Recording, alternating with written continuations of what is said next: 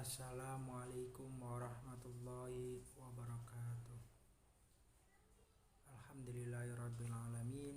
Wabihi nasta'in wa ala umuri dunya waddin. Wassalatu wassalamu ala ashrafi anbiya'il mursalin wa ala alihi wa sahbihi ajma'in. Amma ba'd. Yang terhormat Bapak Mutamam MED selaku dosen mata kuliah 3M.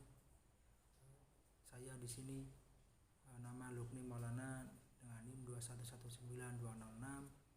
Di sini saya akan membahas tentang peningkatan mutu berkelanjutan. Sebelum kita membahas materi peningkatan mutu berkelanjutan, di sini saya ada 9 poin. Yang pertama, pengertian dan rasional.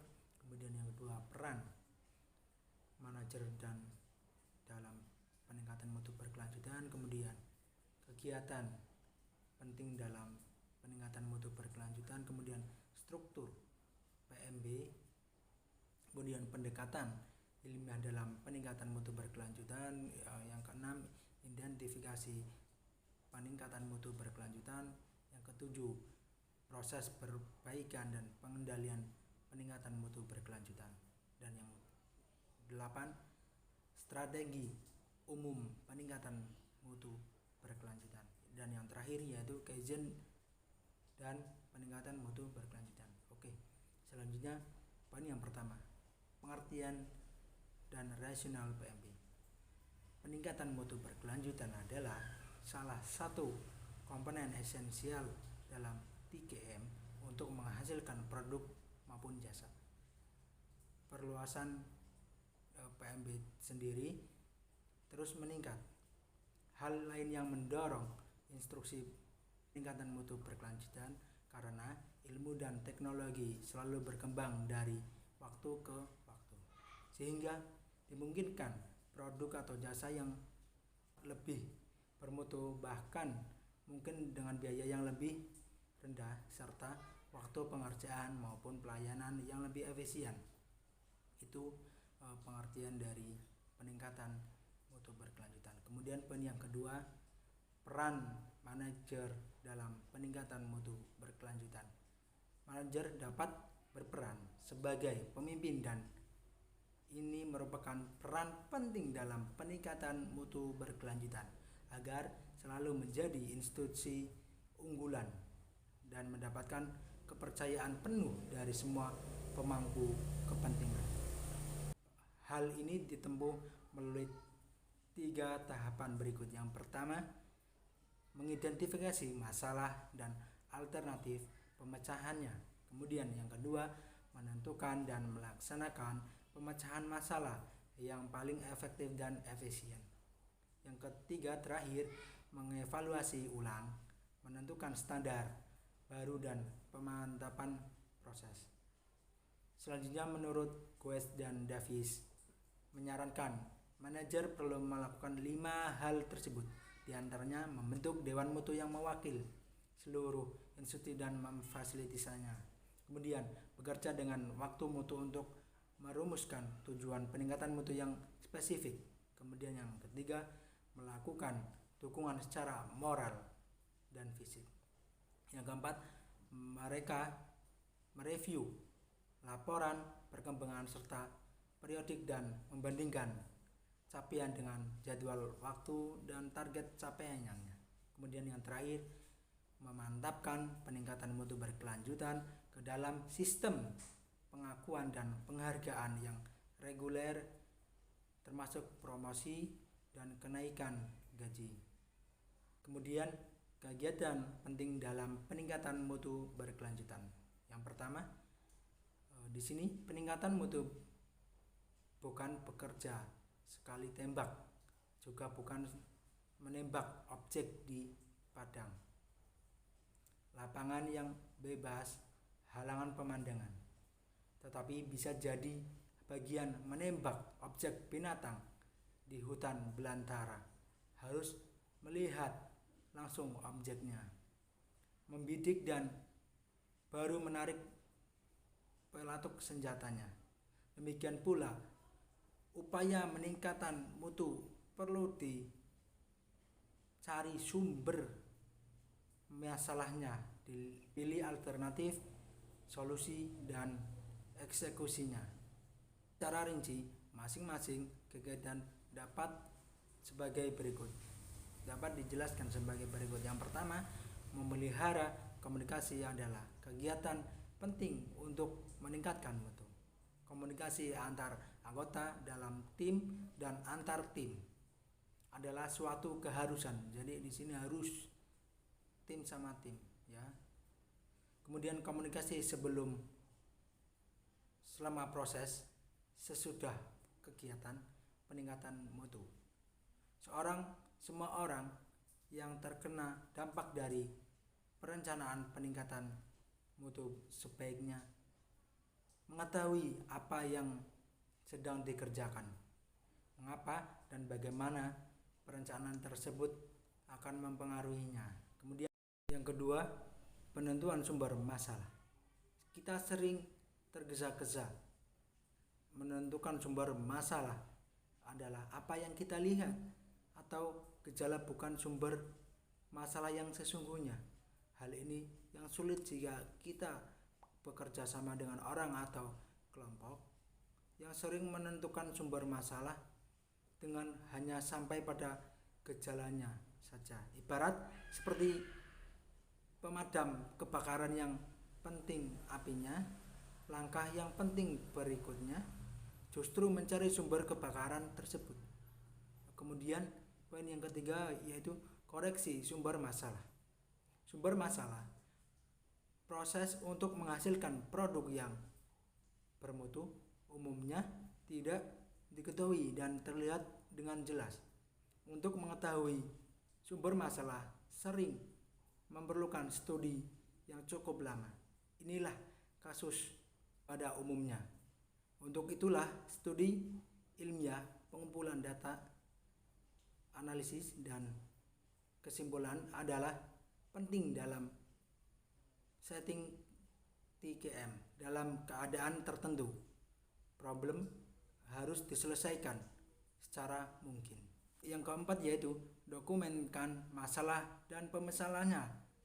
Sangat tidak efisien waktu, biaya, dan tenaga bila suatu institusi dari waktu ke waktu selalu masih mencari solusi untuk masalah yang sama. Hal ini dapat terjadi karena institusi tersebut tidak punya dokumen tentang masalah dan cara menyelesaikannya. Untuk itu, dibiasakan mencatat apa yang dikerjakan dan bekerja apa yang dicatat sesuai dengan anjuran seorang guru mutu yaitu Deming. Yang kelima, monitor hasil perubahan. Sebaiknya apapun masalah dikaji dan dirumuskan solusi pemecahannya, namun dapat jadi solusi masalah. Untuk itu perlu memonitor pelaksanaan dan hasil solusinya. Aktivitas ini penting untuk terlepas dari hasil penuh berhasil atau sebagian saja. Itu yang ketiga, poin kegiatan penting dalam peningkatan mutu berkelanjutan. Kemudian dilanjutkan poin yang keempat yaitu struktur peningkatan mutu berkelanjutan. Peningkatan mutu berkelanjutan tidak terjadi secara begitu saja, harus diupayakan secara sistematis, bertahap, dan harus terstruktur dengan benar. Upaya ini mencakup tahapan berikut. Yang pertama, membentuk dewan mutu. Yang kedua, merumuskan tanggung jawab. Nah, di sini beberapa tanggung jawab penting yang harus melekat pada dewan. Yang pertama, ini ada 7, merumuskan kebijakan untuk meningkatkan mutu. Kemudian yang kedua, menentukan patok duga dan dimensi biaya dan cakupan. Yang ketiga, membentuk tim dan merumuskan proses pemilihan program.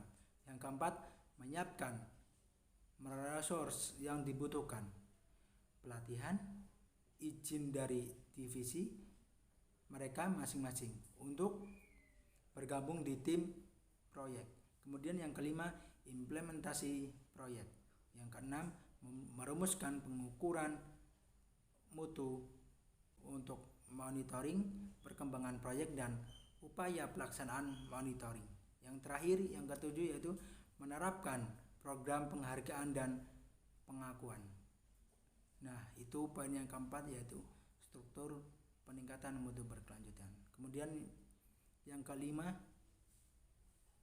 pendekatan ilmiah dalam peningkatan mutu berkelanjutan. Pendekatan ilmiah juga salah satu pembeda TKM dengan pendekatan manajemen lainnya. Di sini Soltes dalam Goetz dan Davis mendeskripsikan pendekatan ilmiah adalah pengambilan keputusan berbasis data, meruntut akar masalah, dan mencari solusi permanen, bukan sekedar menghilangkan gejala yang nampak saja. Dalam penerapan di bidang pendidikan, khususnya proses belajar mengajar di kelas, istilah solusi permanen jelas tidak tepat. Hal ini disebabkan karena siswa adalah individu yang hidup, dinamis, dan unik satu sama lain, punya potensi, keinginan dan minat, dan lingkungan yang berbeda-beda. Sehingga solusinya tentu beragam sesuai dengan keunikan masing-masing siswa. Namun demikian, anjuran untuk mengambil kebijakan berbasis data, mencari akar masalah, dan memilih solusi yang efektif mengatasi masalah yang sesuai dengan karakter setiap siswa dan bukan hanya sekedar mengatasi gejalanya saja, tentu sangat relevan. Kemudian secara ringkas, pendekatan ilmiah 4 tahapan berikut. Yang pertama, kumpulkan data yang relevan. Yang kedua, identifikasi akar masalah. Yang ketiga, tentukan solusi yang tepat. Yang terakhir, rencanakan dan lakukan peningkatan mutu. Baik, yang pertama, kumpulkan data yang relevan. Data yang terkumpul adalah data yang relevan dan akurat, terbebas dari salah. Data yang salah tentu akan menyebabkan keputusan yang salah. Untuk itu, sebelum pengumpulan data, tentu jelas data apa yang sebenarnya diperlukan dan seberapa luas cakupannya, di mana data itu berada, bagaimana menyimpulkan, bagaimana tahu bahwa data itu akurat, dan bagaimana data itu akan dianalisis. Kemudian yang kedua, identifikasi akar masalah. Banyak organisasi merespon masalah dengan hanya mengatasi gejalanya saja, bukan solusi terhadap akar masalah, sehingga masalahnya masih terus berulang muncul lagi.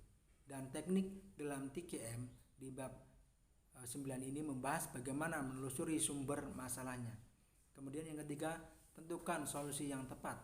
Dengan pendekatan ilmiah, solusi yang diperoleh bukanlah asumsi dan bukan juga intuisi. Kumpulkan data yang relevan, pastikan data akurat, analisis dan identifikasi akar masalahnya, dan tentukan solusi yang cocok untuk masalah yang dikaji. Yang keempat, rencanakan dan lakukan peningkatan mutu. Banyak keputusan diambil secara konvensional sebagai pepatah siap tembak dapat ready free aim.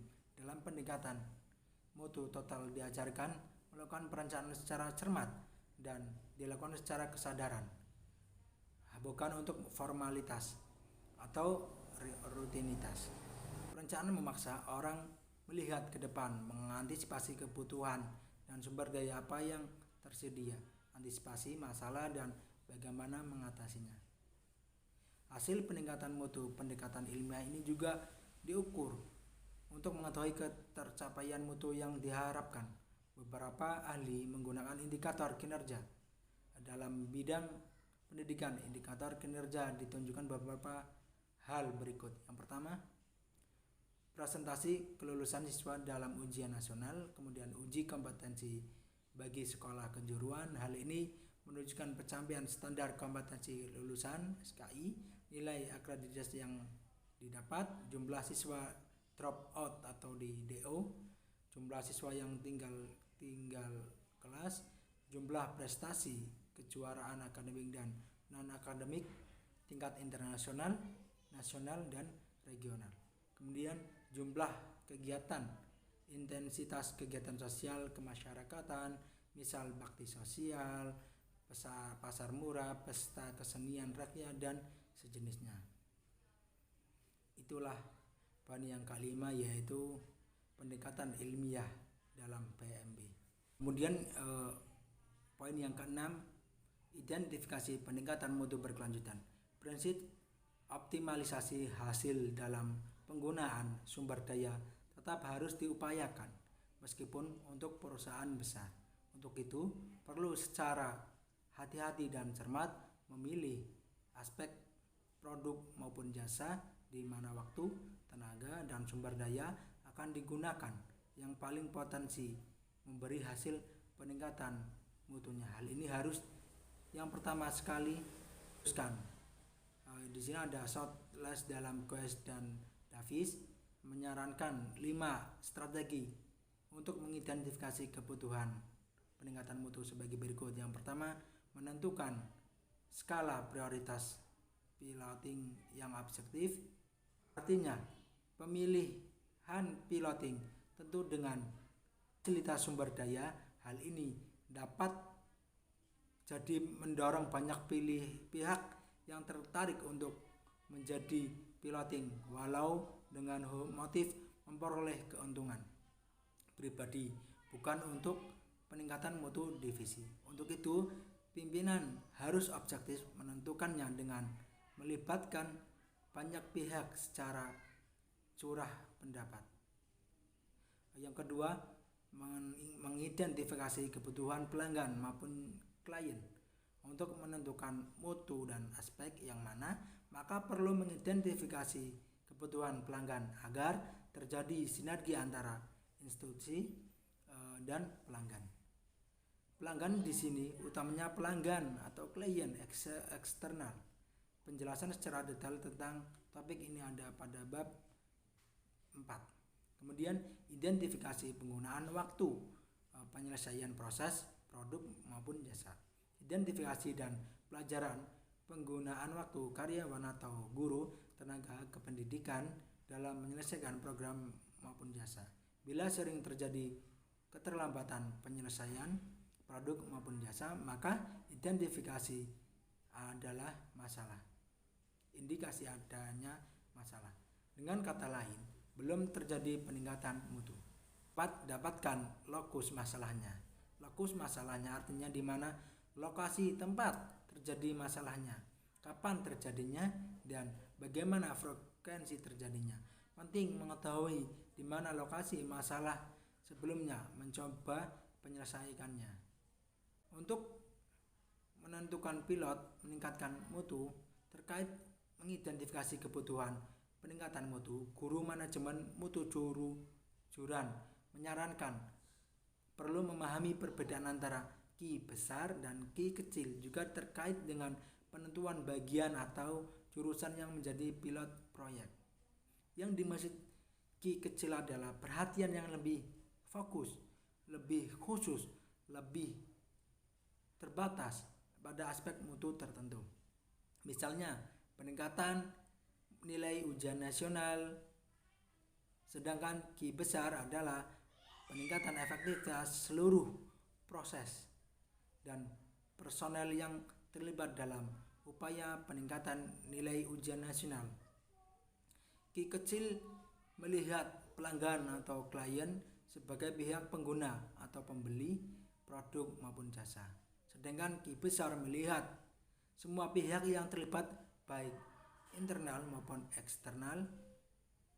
Penting untuk memahami perbedaan kedua ki tersebut karena orientasi pemilihan piloting pada ki besar akan bertampak baik untuk jangka panjang daripada orientasi pemilihan piloting pada ki kecil. Baik, itu poin yang ke-6. Yang ke-7, proses perbaikan dan pengendalian peningkatan mutu berkelanjutan. Secara umum, proses perbaikan dan pengendalian mutu produk maupun jasa dapat dilakukan pada 4 tahapan dalam rantai produksi, yaitu input, proses, output, dan penilaian pelanggan maupun klien. Output harus merujuk pada standar yang ditetapkan dan dianjurkan perencanaan pelaksanaan. Nah, di sini yang pertama, menentukan standar peningkatan mutu. Masing-masing tahapan dijelaskan sebagai berikut. Yang pertama, menentukan standar peningkatan mutu. Tahapan ini menurut manajer berpikir di luar, non-tradisional, non-usual, berpikir ke depan tentang standar baru produk atau jasa yang dihasilkan, yang memenuhi bahkan melampaui keinginan pelanggan atau klien. Manajer tidak fokus pada kuota atau target kuantitatif.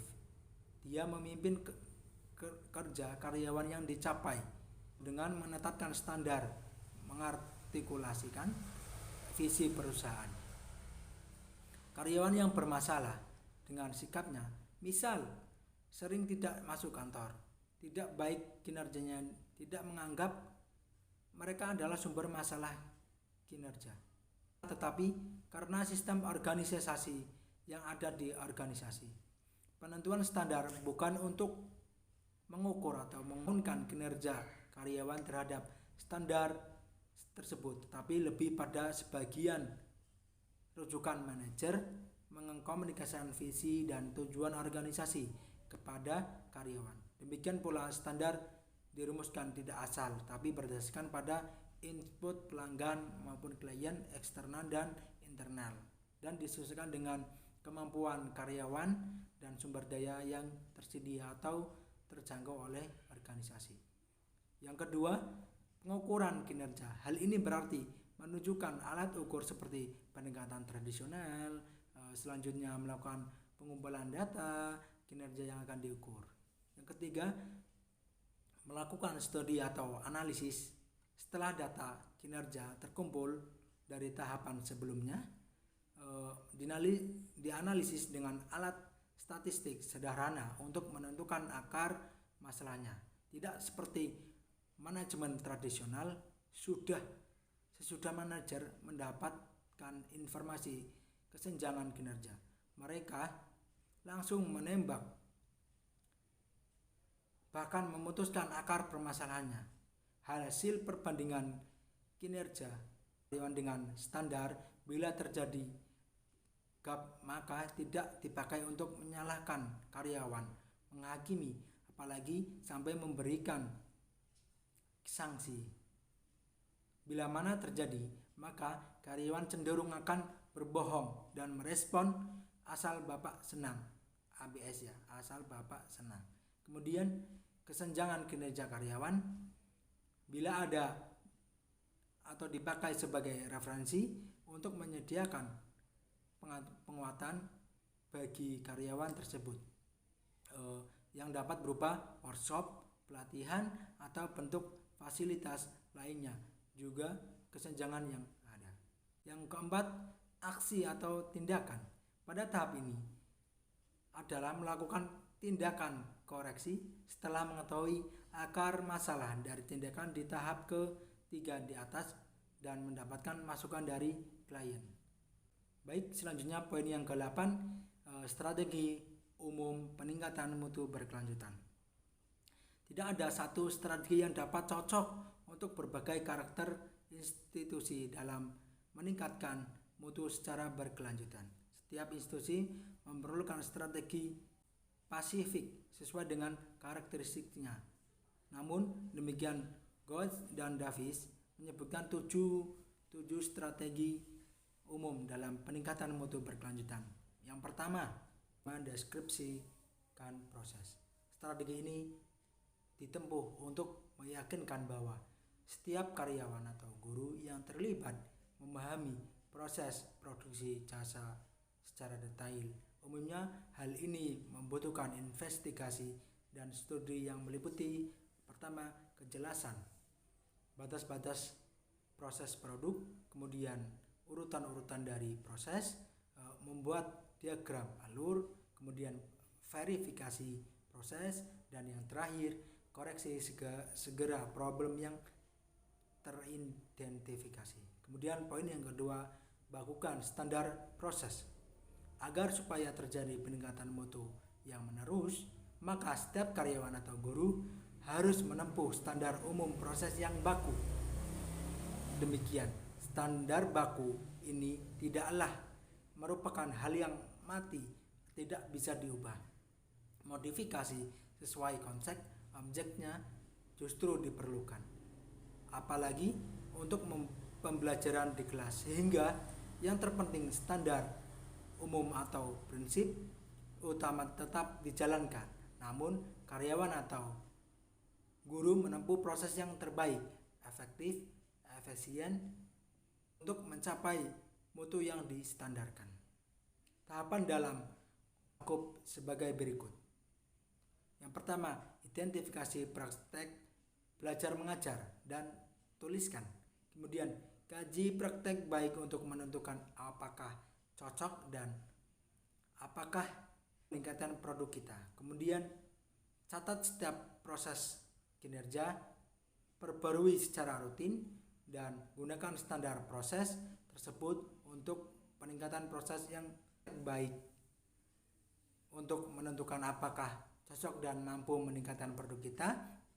Kemudian yang ketiga, yakinkan bahwa standar baku kita yang baru digunakan oleh setiap karyawan atau guru. Yang keempat, catat setiap proses kinerja, perbarui secara rutin, dan gunakan standar proses tersebut untuk meningkatkan proses yang berkelanjutan. Poin yang ketiga yaitu eliminasi kesalahan proses. Kegiatan ini dilakukan dengan mengidentifikasi kesalahan yang umumnya terjadi pada tahapan proses dan kemudian hilangkan kesalahan tersebut. Yang keempat, rapikan prosedur proses. Kegiatan ini dilakukan untuk merampingkan prosedur proses. Kegiatan merampingkan ini dapat dikerjakan dengan cara antara lain mengurangi atau merapikan prosedur pengarsipan atau mencatat yang tidak perlu, mengurangi waktu siklus, dan menghilangkan langkah-langkah yang tidak perlu. Dan poin yang kelima, eliminasi variasi. Dalam kegiatan ini, kita harus mengidentifikasi akar masalahnya, dan hal ini dapat berasal dari karyawan atau guru, pelaku produksi atau proses belajar mengajar, permesinan, alat bantu, material atau siswa, kondisi tempat kerja atau kelas, perbedaan kemampuan karyawan atau guru bersumber pada kapasitas atau kemampuan, sehingga eliminasi dengan cara pelatihan, workshop, dan sejenisnya. Untuk alat bantu atau mesin tergantung dari kecanggihannya, kepraktisannya, dan solusinya umum updating dalam pemeliharaan. Kemudian yang keenam, gunakan alat statistik sederhana, kumpulkan data dan informasi. Selanjutnya, gunakan alat statistik sederhana untuk meyakinkan bahwa eliminasi akar masalah pada kegiatan tahap kelima ini di atas telah efektif meminimalkan akar masalahnya. Dan yang terakhir, poin yang ketujuh, perbaikan perencanaan. Dari sederetan kegiatan di atas, perbaikan perencanaan menurut siklus PDCA dengan saran berikut. Tetapkan tujuan proyek, peningkatan mutu. Kemudian yang kedua, tetapkan indikator aspek yang akan diukur. Kemudian buat perencanaan piloting yang mengukur indikator-indikator yang ditetapkan. Yang keempat, siapkan proyek piloting. Yang kelima, lakukan piloting. Yang keenam, analisis hasil. Dan yang terakhir, perbaiki perencanaan. Yang terakhir yaitu Kaizen dan peningkatan mutu berkelanjutan. Kaizen adalah istilah yang dipakai orang yang terdiri dari dua kata. Kai yang berarti perubahan dan Zen yang berarti baik. Sehingga Kaizen adalah sebuah konsep Jepang yang menekankan pada perubahan ke arah perbaikan secara bertahap, sedikit demi sedikit dan menerus. Perbaikan di sini mencakup kemampuan orang dan juga prosesnya. Goethe dan Davis menjelaskan menerapkan falsafah Kaizen pada peningkatan yang dilakukan sepanjang waktu untuk semua aspek organisasi. Bila konsep Kaizen diterapkan, semua aspek organisasi harus ditingkatkan sepanjang waktu atau selamanya. Karyawan, proses, dan praktek-praktek manajemen harus ditingkatkan secara menerus. Sistem nilai Kaizen menekankan peningkatan secara menerus untuk segala hal, semua tingkat selamanya. Identik dengan penerapan 3M dalam sistem nilai Kaizen, manajer eksekutif, manajer menengah, supervisor, dan pekerja garis depan semuanya memainkan peran penting dalam organisasi untuk menerapkan Kaizen. Di sini ada 4 peran top manager. Top manager bertanggung jawab memantapkan Kaizen sebagai strategi utama organisasi dan mengkomunikasi hal ini kepada seluruh tingkatan organisasi, mengalokasi sumber yang diperlukan, menetapkan kebijakan, sistem, struktur yang mendukung pelaksanaan Kaizen. Yang kedua, peran manajer menengah. Manajer menengah bertanggung jawab memantapkan kebijakan yang ditetapkan top manager, menetapkan, memelihara, dan meningkatkan standar kerja, memastikan karyawan memperoleh pelatihan yang dibutuhkan untuk melaksanakan Kaizen, dan meyakinkan karyawan mampu menggunakan semua alat penelusuran dan penyelesaian masalah. Yang ketiga, peran supervisor. Pengawasan adalah bertanggung jawab penerapan pendekatan Kaizen, meningkatkan komunikasi di tempat kerja, memelihara semangat, menyediakan bimbingan untuk aktivitas kerja tim, menampung masukan dari karyawan, dan memberi saran balik tentang pelaksanaan Kaizen. Kemudian yang terakhir yaitu peran karyawan. Peran karyawan adalah berpartisipasi dalam aktivitas kerja tim, menyarankan temuan pelaksanaan Kaizen kepada supervisor, bergabung dalam kegiatan peningkatan mutu berkelanjutan, meningkatkan kapasitas diri dalam melakukan tugas pokok kesehariannya melalui pendidikan dan latihan, memperluas keterampilan melalui pelatihan lintas seksi. Kemudian alat-alat implementasi Kaizen, yang pertama itu ada daftar cek, dan yang kedua ada 5S, yang terakhir yaitu 5W dan 1H. Baik, saya akan menjelaskan sedikit daftar cek. Kaizen adalah peningkatan secara menerus untuk sumber daya manusia, proses, prosedur, dan faktor lainnya yang mempengaruhi mutu. Untuk itu, salah satu cara terbaik adalah mengidentifikasi faktor-faktor yang belum berkontribusi secara maksimal terhadap peningkatan mutu, dan untuk itu dapat digunakan daftar cek. Daftar ini menginformasikan kepada karyawan faktor-faktor mana yang sangat memerlukan peningkatan. Kemudian 5S atau 5R, yaitu ringkas, rapi, resik, rawat, rajin. Dirancang untuk menghilangkan pemborosan dengan mengutamakan perilaku positif dari setiap orang dalam organisasi. Rapi sendiri menyimpan barang di tempat yang tepat atau dalam tata letak yang benar. Kemudian resik sendiri membersihkan barang-barang dari kotoran atau tempat kerja dari barang-barang yang tidak diperlukan. Rawat sendiri melihat barang-barang atau tempat kerja teratur, rapi, dan bersih. Kemudian rajin berarti mampu melakukan sesuatu dengan cara yang benar sebagai suatu kebiasaan. Yang ketiga 5W plus 1H, di mana alat ini tidak hanya dipakai pada pendekatan Kaizen saja, tapi sudah dipakai secara luas. 5W dan 1H merupakan suatu singkatan dari who, what, where, when, why, dan how. Demikian pemaparan dari saya tentang materi peningkatan mutu berkelanjutan. Kurang lebihnya mohon maaf. Wassalamualaikum warahmatullahi wabarakatuh.